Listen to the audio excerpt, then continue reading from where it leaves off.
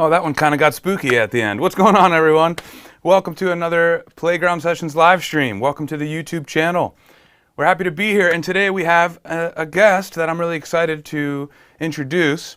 His name's Byron, and he is our head of music production. He's going to be joining us in just a bit to talk about his process and all sorts of other stuff. He's the guy that mixed the You Raise Me Up recital video that had over 900 piano tracks. It's pretty crazy. So he's going to be sharing a lot with us. If you have questions for Byron, anything about production, about You Raise Me Up or otherwise, let him know in the chat right now. We've got Andrew moderating for us tonight.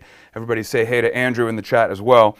He's going to be floating questions and comments over to Byron so that he can do a Q&A later on as well. So that's exciting, and I just want to remind you guys one more time, throw some comments in the chat. He would love to hear from you. And what I'd like to do first is talk a little bit about the next few dates, all right? We have kind of gotten off of our monthly topic shifts, and that's okay, because a month is kind of arbitrary, right? Sometimes we did 5 or 6 weeks of something, sometimes we did a one-off, and here we are kind of rounding up our practice topic, right? Practicing better, but we're in the middle of the month. So we have a couple of special one-offs coming up to round out our month. Next week, which is August 12th, that's Wednesday, I want to have a theory discussion, all right? Now that means I want to hear from you guys about what you're interested in learning about music theory. Could be rookie level, could be advanced, but I'm going to cater it to the questions I get ahead of time and the questions that I get during that lesson. So next week is going to be an open forum Q&A with me. We're going to talk theory, and we're going to see where it goes. Mark your calendars for that one. And then the following week, we are going to get out of the Wednesday routine for a minute, and we're going to do Friday. That's going to be Friday, August 21st. And I'm excited because I'm going to have my band back in, you guys. I'm going to have my trio, that was Matthew Diribertis on the bass and Holbrook Riles III on the drums. We're going to come up and do another live performance for you guys. Now, that was super fun for us as well because, as you know, in this time of COVID, musicians aren't able to really play together as much. So we put our masks on and we got 6 feet apart at least, and we jammed, right? And we also, hopefully, brought some educational content to you guys during that as well. I was trying to give some tips on how to play the piano when you're playing with a bassist and a drummer, as opposed to playing solo piano by yourself. So we're going to do that again on August 21st. And you know what? If you missed it the last time, we had a lot of fun. I'd like to show you a clip of one of the songs that we performed in the last trio stream. This is When the Party's Over by Billie Eilish, and this was our take on it. So on the other end of this clip, you guys, we should have Byron live in the stream. So if you haven't written a question or a comment to him yet, make sure you do so now. And sit back and enjoy my trio's rendition of When the Party's Over.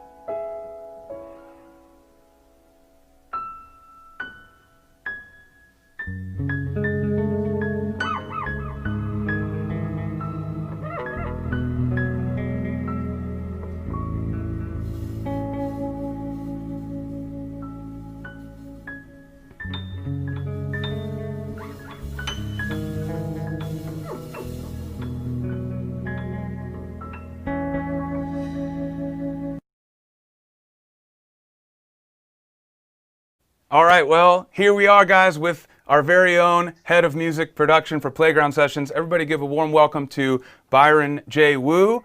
Byron, thanks for joining us, my man. How are you? What's up, guys? How are you guys? Hope everyone is having a good evening. Yeah, we're Yeah. excited. We've been looking forward to this discussion. Last week, I played a clip from the YouTube video that we published where you broke down how you mixed over 900 piano tracks for our global recital video. So That's right. for everyone watching, if you haven't checked out that video, it's on our YouTube channel. We're also going to play it at the end of tonight's stream to end our night. So stick around. Sorry? Okay, so we are going to have more on that later, but we are here now live with Byron, and I think that it's a nice opportunity to ask some questions about the production side of things. So Byron, in addition to the You Raise Me Up recital video, also is in charge of the production of all the backing tracks that you guys love to play along with in the interactive app. So I believe Byron's also going to talk a bit about that today as well. So give him all your questions, and we're going to give it to Byron here to kick things off. I'll start with a question that I read from our last chat, and I think it's basically echoing a lot of what everybody here it might be thinking as well, and that is, what kind of a studio do you have or do you need to be able to do what you do? That seems like a big project. You probably have to have a lot of gear. So maybe we can kick things off by you kind of walking us through your home studio and a bit about your setup. Okay, so in general, I do have a pretty cool studio. You cannot see the whole thing right now. I'm facing it right now, but I can show you a little picture just to show you what it looks like. Nice. So this is my studio setup. Looks pretty impressive, and I know sometimes some people might have seen it in the Facebook ads, right? But at the same time, technology has evolved so much. All of these is really good to use for professional recording, mastering, mixing. This is when you need to have more professional equipment and a control room to make sure you monitor the sound correctly, right, and get the best quality possible. Okay, However, great. So keep that picture yes. up, Byron. So what are we looking at here? Obviously, everyone's going to recognize that piano keyboard. I see a laptop. I see a monitor screen. What Right. else are we looking at here?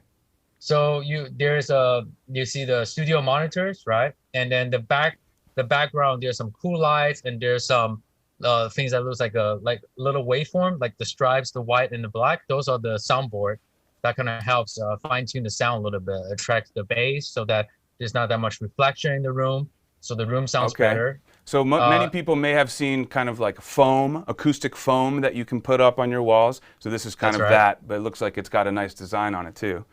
Right. And then next to my laptop on the left is the music interface. This is the Universal Apollo interface. But the whole setup, right? One thing I want to stress that the whole setup is actually all just powered by my laptop.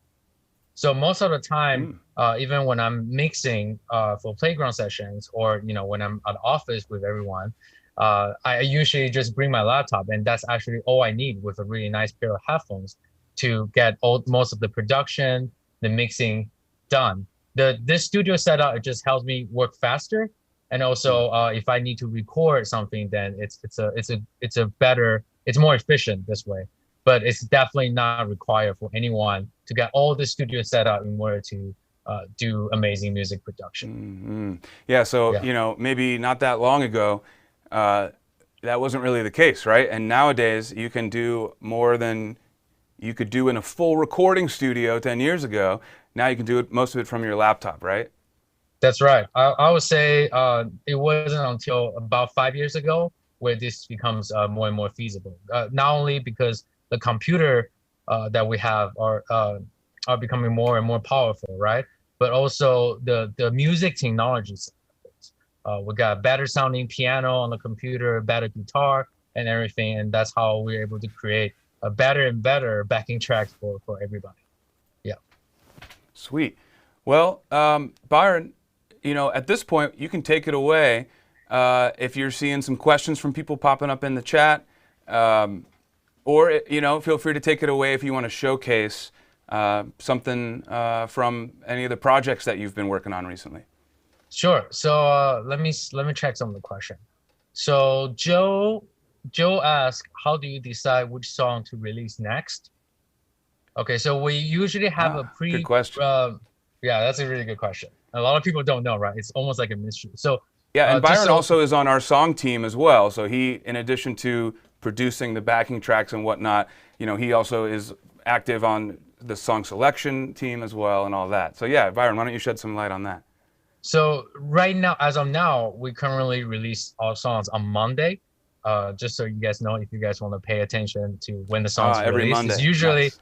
every Monday, and we actually pre-planned the song schedule, right? So we actually have it already planned for the rest of this year, with the songs that you guys requested in the user request forum, and then we'll try to prioritize the more popular songs from you guys, the most requested songs, right?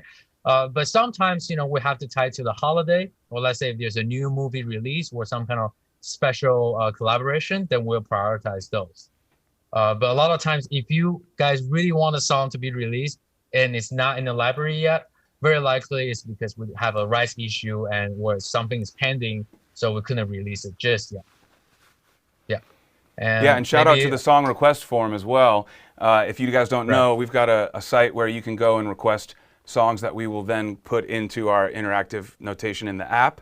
And if many people are voting on the same song, it'll get upvoted, and it's a nice way to kind of see what can rise to the top and see what you guys are wanting us to do. So I may ask Andrew to post a link to the song request form here in the next few minutes, in case you guys are new to that, or if there's any new viewers tonight. That's right. Let's answer a few more questions, Let's I do it. guess. All right, cool. So let's see. Lily may ask, my first question is, how do you compress piano solo songs when mixing? Is there is there a difference between uh, piano solo songs versus like vocal or accompaniment mixing?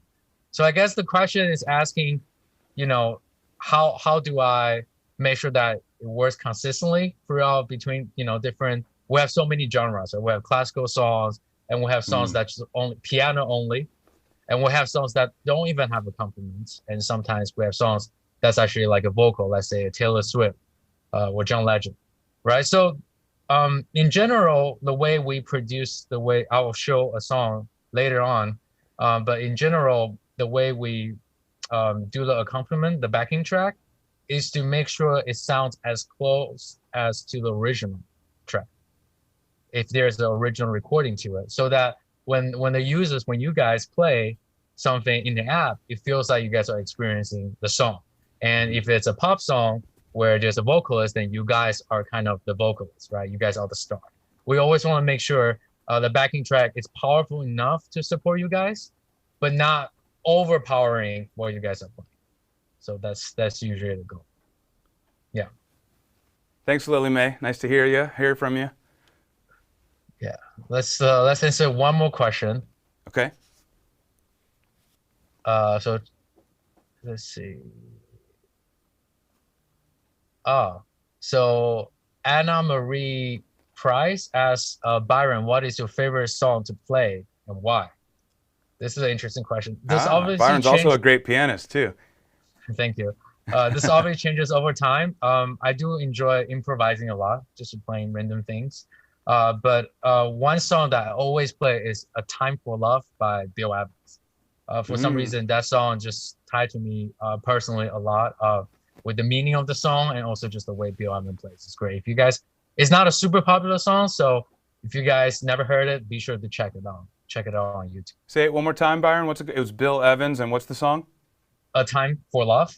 A Time for A Love. time. We Yeah, do a have time a for love. couple of Bill Evans songs in the library. We've That's got right. let's see, Blue and Green, which I'm not Yeah. sure if he composed or co-wrote. Yeah, I know he played on it. It's off of the Miles record. That's a beautiful one. And then So What, which is a song that we have in the app as well, and that my trio played in the last performance. That one. That's a classic Bill Evans piano voicing type of thing. In fact, Right. these So What voicings. love those voicings. That's Bill Evans all day, you know. Right. So Yeah, yeah, good stuff. okay, there's a question related to "You Raise Me Up." Let's go into that one. All right. So Robert Atkins asked, "What was the most difficult thing to get right with mixing the 945 tracks?" Okay, The so most difficult thing to get right, is that the question? right. That is a good question. Yeah. Right. So the total of piano submission is actually 925. You guys will see it in the video. The reason why there are more tracks is because there are also backing tracks and kind of group tracks together. So at the session, it says 945. Just want to clarify that. But the hardest thing is to actually figure out what are the problems and how to make sure that they're in sync. That's the very difficult part. Syncing up, yeah. So making sure everyone, all 900 and however many, all starting at the exact same metronome click, which often comes down to like manually moving each one by one frame or two, right? Right, and in fact, what's really interesting is because our app does allow a little bit of, you don't have to be 100% precise to get the green note, right? You can be just a little bit off so that you can still express yourself, because everyone play the passage just a little bit, they all play it differently. So sometimes one person will be slightly more out of sync. And sometimes I have to rebalance them. But the problem is, when you have 300 people playing at the same time, it's very hard to tell who is the one that messed it up or who is the one who is playing slightly early. So I have to actually just solo it one by one until I find that one, and then to tweak it. So that was the most time consuming part. It actually took me about, I would say, 60 hours total. Oh man. To really finish just aligning on the track, make sure that they all sound good. Muted out certain parts where some people made a mistake. Some people ended up stopped in the middle because they messed up. Or sometimes it could just be the recording error, or there's some weird noises, kids in the background. So I make sure trying to take those out. Yeah. Chris Vance, our CEO, also participated in the recital video, and he played outside. And I think, weren't there birds chirping pretty loud in his video? Did you have to do anything with that, or did you let that kind of stay in there? Right. So that one actually sounded quite nice. I actually kept some of the noises in the final audio. You can actually see it in the video. I did in the YouTube video. I did stress a little bit of that because I want to keep the authenticity of everybody. Where the environment is. I did not really like denoise the background. If it sounds good with the rest of the track and it's not distracting, I keep it in the track. Yeah, that's a good point, because you could easily imagine like overproducing it where everyone has, a reverb or some people who, like you said, maybe made a mistake, like taking them out completely. But we didn't do that, right? We wanted to keep it authentic. Everyone is audible. And in fact, I know that in the initial recital video that we posted, there were a handful of submissions that kind of got lost in the mix of that edit visually. But even so, every single audio submission was still in the mix, right? So that is correct. And so we wanted to keep it, audible, even though, of course, with 900 something tracks, it would be pretty difficult to pick out your own track. Everyone, as they submitted their video, is audible. So that's something that, I think to be proud of as a mixing engineer, but also for everyone that participated. Like, we didn't doctor you up, it was like, here's your performance. So kudos to everyone that did it. That's right. Good job. Should we answer a few more questions? Just want to make sure we're good with time. Yeah. Oh, we got plenty of time. Yeah. I think I would love to hear, you show us and talk a bit about like the accompaniment process. So hopefully we'll get to that after a few more questions, but we've got plenty of time. Okay, cool.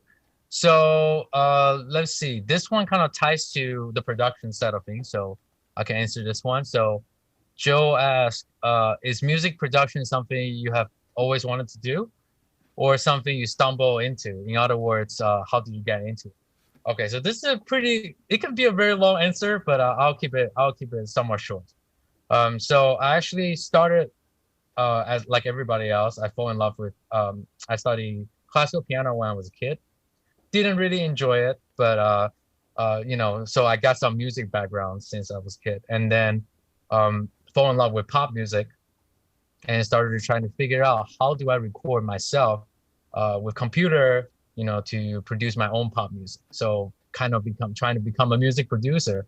But what's really funny is that I ended up paying a lot more attention to how can I make it sound like the record instead of focusing on, oh, let me write another song on the guitar or on the piano. I ended up focusing so much on the production side of things and the vocal recording quality side of things. And I ended up spending throughout my entire high school, besides, studying, do the typical high school stuff. Usually when I'm at home, I'm actually learning tutorials online and trying to figure out how do I make my record sound better instead of writing more songs. That's actually how I end up becoming a mixing engineer, by just getting so in love with tuning the sound and make sure that it can sound perfect. And very fortunately, during that time, was about 10 years ago. That's when the music technology really takes off. It starts becoming more and more possible for individual people without buying, millions of dollars worth of gears and having a proper music studio in order to produce good sound. So I started diving into the music technology side of things, learning a lot of things, grew with the music technology, and I was able to now doing this basically for a living as a mixing engineer. And then later on, I dive back to the producer side of things. Yeah, it's quite interesting how it went reverse. Most people are the other way around. Yeah. Okay, cool. So should we dive into one of the? I can show them one of the songs that how we usually do the accompaniment, the backing track. Yeah, for all of you out there that have ever played a song in the app and you're like, man, this track to play along with is like, this is awesome, and it makes you want to practice it more, and like you end up forgetting that you're doing a lesson, you're just jamming.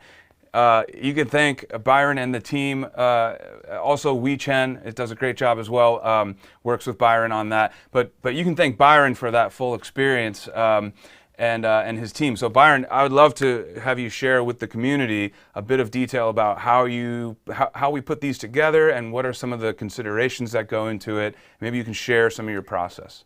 Right, absolutely. So I'm gonna share the Logic screen so that you guys can see the software, and this is usually behind the curtain, right? Now you guys get to see it. Ah, cool. So we're going to see your live screen now, and we're going to be looking at your Logic session. For those who don't know, Logic is the name of the software that Byron can do all the audio editing in. All right, here we go. All right, here we go. So Byron, what track is this? What song? Right, so this is the Home, by Michael Bublé. We actually have a lot of songs called Home in the Playground Sessions library. It's a popular title. Yeah, indeed. This is the most recent release song. Oh, great. That's currently in the App Store. So was it this week? This Monday? Did this one come out? Yeah, we released it just 2 days ago. 2 days ago. Okay, fresh off the press. If you guys haven't checked it out yet, it should be available in the song store in the app. Right. So usually we have all these tracks arranged. As you can see at the top here, there's some piano tracks. I'm not sure if I can zoom in a little bit more here. And we're looking at MIDI here, right? Those are MIDI signal.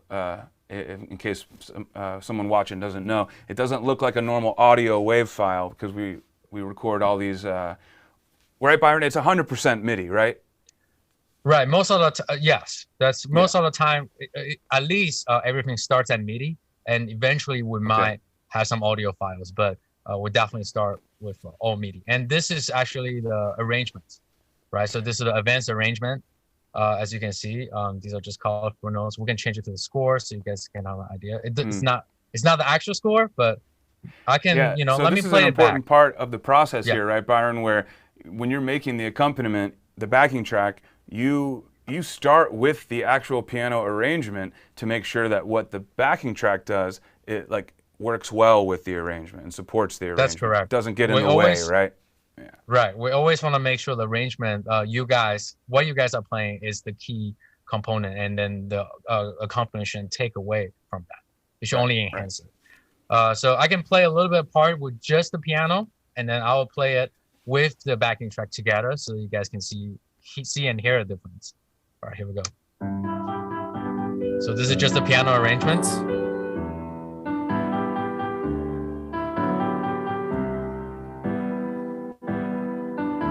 I actually really love to sing the song in the karaoke. It's one of my favorite songs. So this is the little pre-chorus. And you know, one interesting fact about our arrangements that with advanced arrangement, we always want to make sure that it sounds good by itself so that you guys can perform it on a grand piano. And that's very important to us because as an advanced player, you know, at the end of the day, using the app is nice and it's a great learning tool, but you still want to show it off on the grand piano. So we always want to make sure that the advanced arrangement sounds great by itself. But even for that, if you play the intermediate or rookie arrangements, people can definitely still recognize the song and be impressed if you just play it on the piano. But the advanced is the wow factor, right? The advanced arrangement.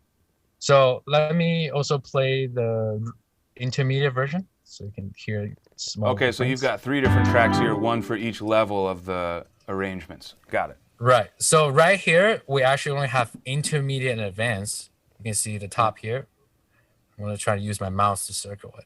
So you got the advanced at the top, and then intermediate under, and you can see the rookie is actually right next to it rather than beneath it. It's the reason why is because sometimes we actually alter the accompaniment to make sure that it matches better with the arrangement. So we'll make some adjustment.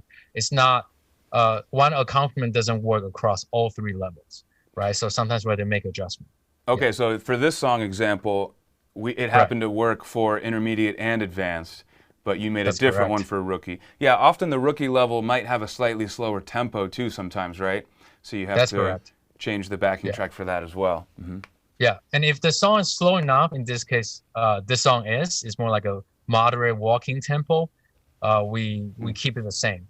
But I'll dive deeper into the difference between the two. The most obvious one is that if the advanced arrangement is in a very hard key, then the intermediate and rookie usually are in a different key. And if it's in a different key, obviously they need a different backing track. Yeah. Right. Okay, cool. So let me go back to the advanced. I think this. So this is with the backing track now. You can hear the strings, the drums, kind of keep the groove going. I can see polka accordion, and I'm getting excited. Yeah, to that's see what coming that up is. right here. Here we go. Nice. It's very subtle. I can solo. Scroll down, Byron. There's a lot more. What are we listening to? So this is actually the bass right here, and then here's the drums. Very simple drums. Yeah. And here's the string arrangements by Wee. Props to Wee Chen with the string arrangement. Oh, more strings coming up. Staccato strings, I see. Anybody watching at home, if you use a DAW like this, is this how you lay things out, or do you do it differently? What are you thinking? Let's keep it coming in the chat to Byron. That's right. Do you have a system for color coding and all that, Byron? We do. So usually we color code the different sections. So let's say if it's a rhythm section for guitar, it's a certain color. The strings so basically the same group of instruments will be the same colors, right? So right, if you have a lot of drums, it will all be kind of like the dark blue, purple-ish color, and the audio usually it's either blue or green. But this is actually a good time to talk about color coding and the difference between rookie and advanced arrangements, backing track, right? So if you can see here, you see the right side is the rookie accompaniment, the left side is the advanced, right? But you see over here, the colors are different. There's a bright pink color right here. And the reason why this is for all of our people to know, okay, this is where the difference is between the two accompaniment is the electric guitar over here. I can solo these. As you can see. So the reason why is that these are doubling the piano melody. Let me play with the piano. This is a rookie arrangement.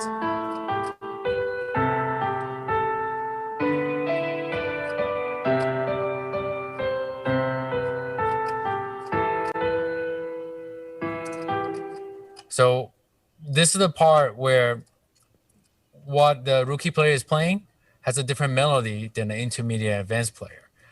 That's why we'll have to alter the accompaniment, otherwise they don't match anymore.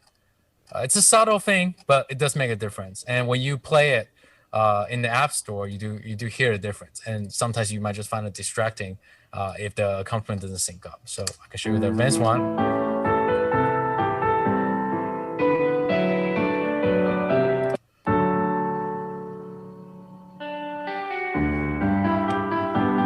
Electric guitar. Yeah, I love that. Yeah, it's nice. So let me. I do see some questions. Yeah, let's get back to the chat. If you see a few more coming in, let's get back to some chats. Yeah. So Elta asks, how do you decide which portion of the song to sample in the song library? For example, chorus or verse. Not exactly sure what this question is about. Read it again, Byron. How do you decide which portion of the song to sample in the song library? Oh, okay. I think this is kind of tied to the arrangement question, right? So, like some songs, they will have like a very long like solo, or it's like solo section. Sometimes we don't include that in our arrangement, or sometimes we cut the rookie arrangement short.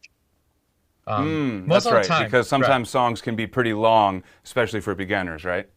That's right. So sometimes a song could be pretty long, and there will be songs that also have sections that are just not too piano friendly, I would say.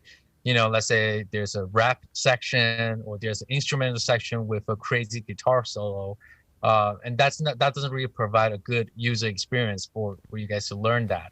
It would be cool to learn that, that's for sure, but that's definitely a more advanced level type of thing. So for advanced level, we try to keep it as is, but for rookie level, we usually cut that out. Yeah. Yeah, good question. Hey, Elta. Yeah. Okay, cool. So let's ask one more question. So many questions. It's hard to answer. If I miss anyone, guys, I will try to answer the next time I go live. That's right. Yeah, if you guys have more questions than we have time for, that just means we need to bring Byron back for a follow-up. Okay, so Lydia asks, what is the oddest object you have ever used as a sound in an accompaniment? That's interesting. So it really depends on the original production of the song. We always try to replicate as much as possible. There are some pop songs these days that have a lot of like interesting like vocal samples, like right, like woo, that kind of stuff, and it would. Yeah, we actually there were a few times where we have our team member, what is Maria from the social team. Shout out to Maria. Or myself, we ended up just recording our own original samples and put it into the backing track. Yes. That's fun. Yeah. Some people who make original music, recording all audio sounds. Somebody I think of is Jacob Collier, one of Quincy Jones' artists, an amazing musician. Super talented and multi-instrumentalist, but he has some cool videos on YouTube where he'll record some, like he has like just a bag of like old keys, like house keys, and he'll just like move it around a little bit. He'll add weird stuff like that, and it adds a really cool, unique texture to whatever he's doing. So I love seeing, unique, repurposed sounds, things like that, or like recording yourself kind of hitting the wall or something with your hand, right. And that becomes the snare in your beat. That stuff is pretty cool. That's right. I can answer one more question. I think we'll have enough time here. All right. Robert asked, what VST are you using for piano? Okay, this is a good question. We actually use a lot of different VSTs. Personally, my favorite one is the Keyscape from Omnisphere? From Spectrasonics. Omnispray is Oh, their right, other right. That's plugin. different. Yeah, yeah. Yeah, so I mean I can play a little bit just so that you guys can hear. And I actually have my own presets here, so I can The put Byron preset. Byron preset. That's right. Nice. I can also put my camera down a little bit. Do you guys still see my camera? I'm not sure. I can Or they see. only see the screen. Yeah, we got you. Yeah, Okay, your cool. keyboard is visible too. Okay, great. So I can play a little bit just so you guys can Does see. the keyscape, does there. the VST window have a like an app keyboard that you can Oh, that's a toggle good on? question. If not, it's all good. But that might be a better way for us to kind of see what you're playing too. Right, it's kind of hard. Some other plugins do, but not Okay, not for no this one. worries. So just a little bit more. That's better. What's really nice about this piano is that you can change the tone a lot just by changing the character button here. You shift the color a little bit. Color shift. That's cool. Just a Color different shift. different tone wheels. Right, and you also this library also comes with a lot of other different type of keyboards. It's all things keyboard, not just piano. Oh, But I great! can So you show can you get guys- Rhodes and clavinets and things like that. Right, you can have a little. Yeah. For those who Mono don't know, the detail that you can get when you're tweaking this kind of stuff is insane with some of these modern plugins. Like sometimes you can pick like what mics are used to record the piano sample and like where the mics are placed around the piano, right?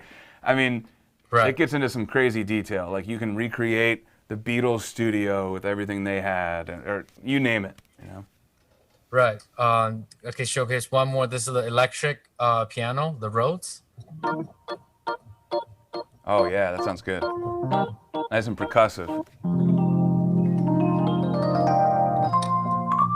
I hear you, Byron. Give it up for Byron on the keys, guys. I wish I could jam I with can him play right this now. all day. I wish there's no latency. Phil, do you know there's actually keyboard bass? So there's this thing called Rhodes piano bass. Like an acoustic, like an actual bass bells, like a real one. So it's like a piano keyboard, kind of shaped like a regular electric piano, but the sound is actually the octave lower of that. So No it's a way, little I didn't know about that. So, the good thing about learning keyboards or learning how to play piano is that you can play all sorts of instruments, not just the keyboards, right? So like, for example, right now, I'm more like a bassist now.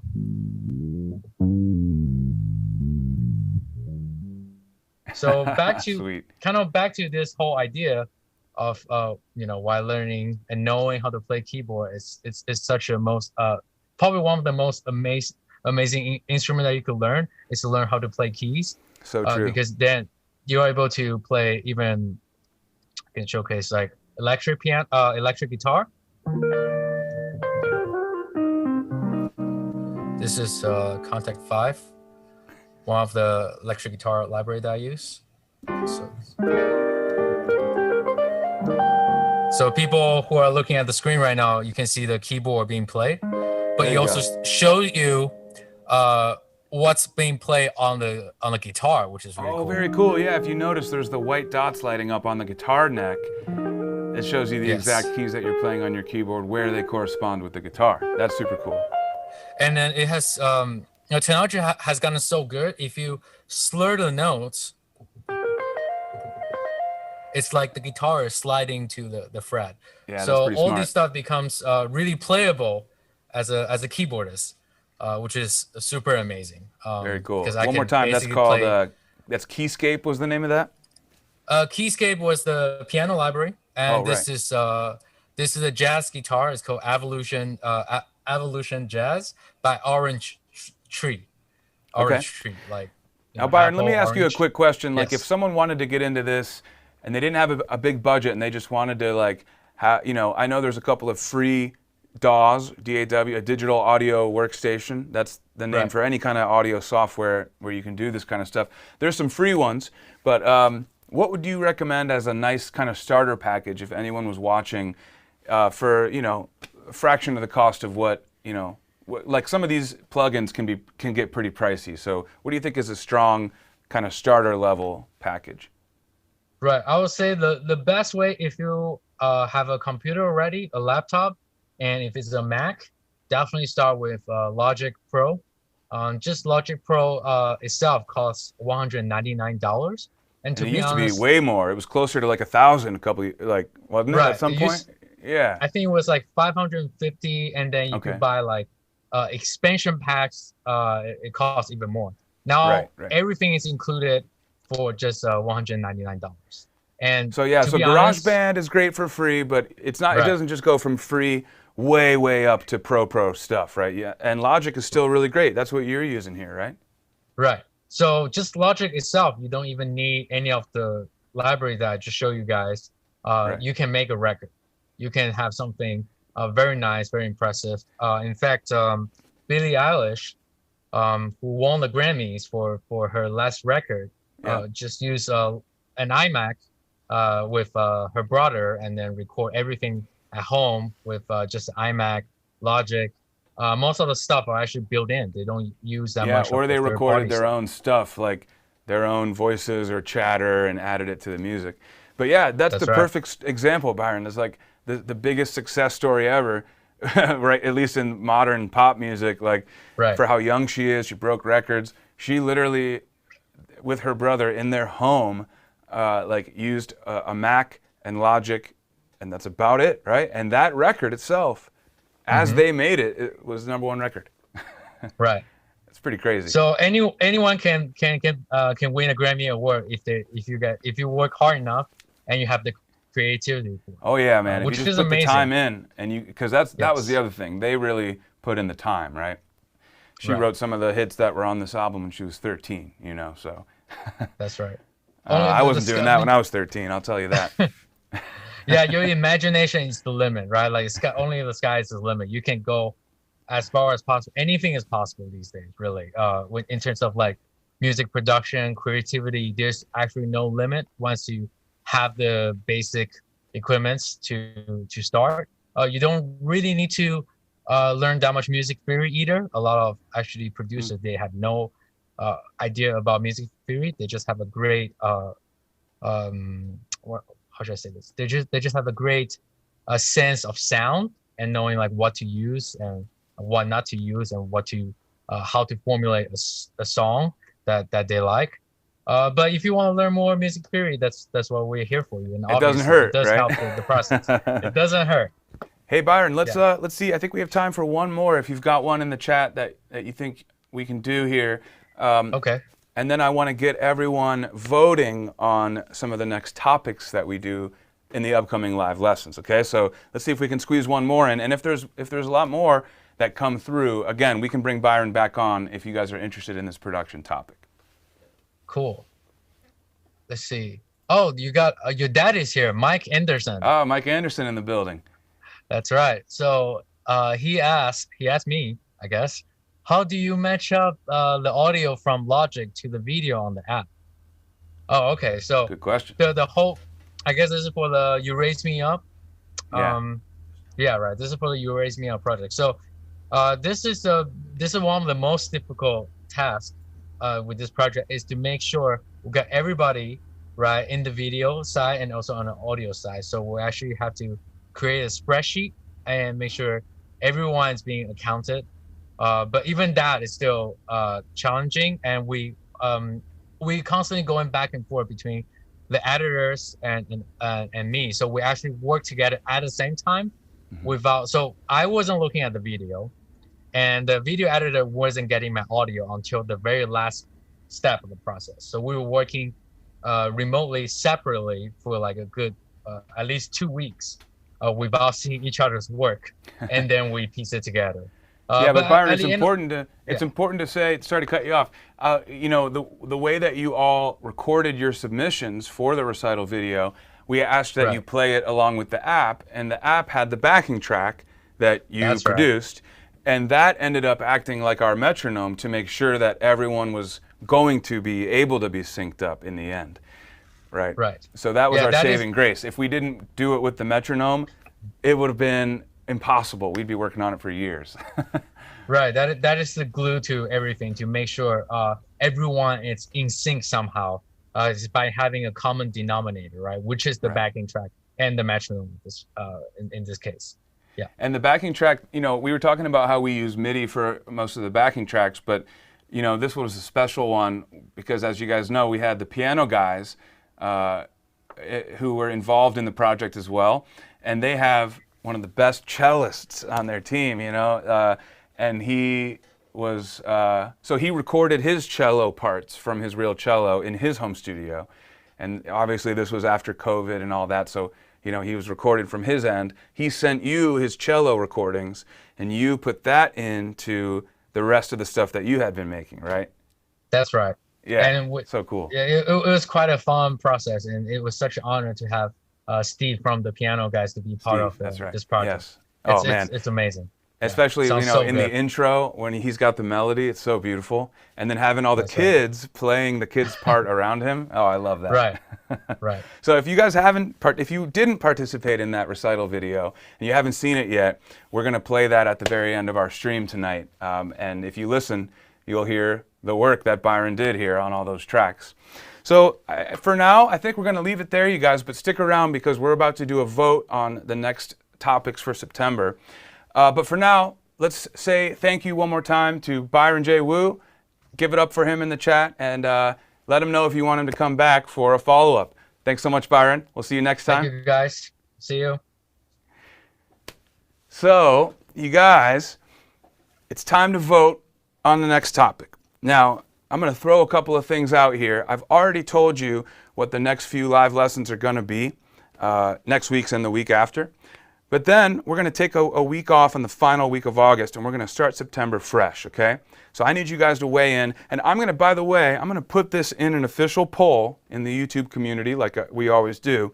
But I like to give you guys a head start on the vote here. And I really, because you guys are my weekly regulars, I really care about what you guys want to be learning. So, number one option, should we learn some fun scales?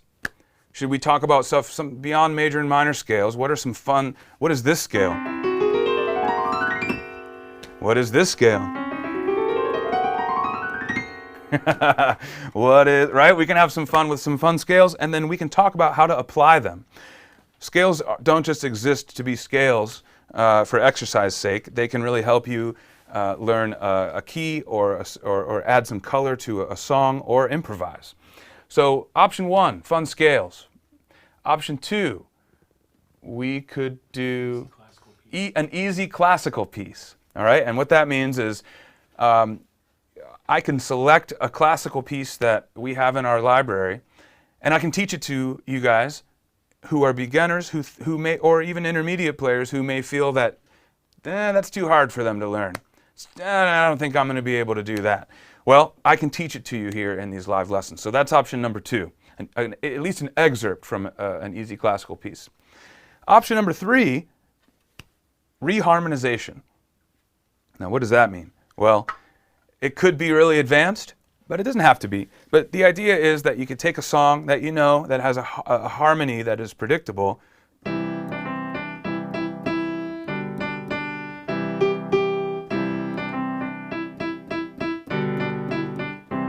and you keep the melody intact as is, but you change the harmony underneath. And it can get really creative. There's all sorts of ways it can go. I'm going to make one up on the spot here.